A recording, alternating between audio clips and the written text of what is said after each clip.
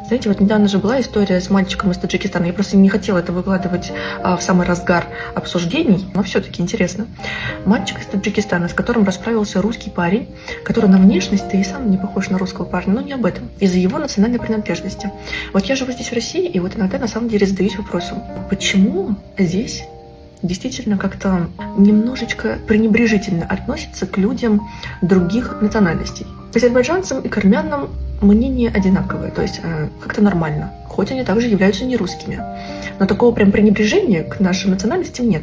При этом я наблюдаю, что пренебрежение и высокомерие это может быть к людям именно узбекской национальности и в основном таджикской. Иногда я задумываюсь, почему. Сначала я подумала, может быть, это из-за того, что люди из этих двух национальностей в основном делают, скажем, грязную работу, из разряда кладут асфальт, убирают улицу, ремонт, строят дома, да, как их любят тут называть гастарбайтеры. Все это звучит грубо. И вот я, будучи азербайджанкой, до сих пор не могу понять.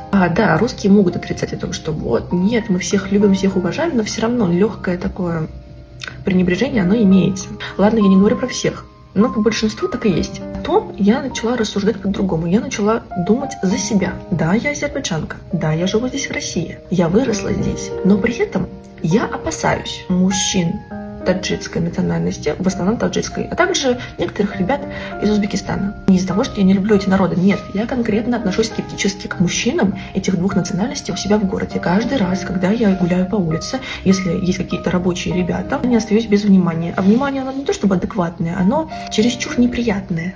Вот эти вот бешеные взгляды, пожирающие тебя, я не знаю, раздевающие тебя. Я поняла, что такое отношение, скорее всего, появилось из-за того, что ребята, мужчины, да, я не говорю про женщин, про женщин вообще не идет никакой речи.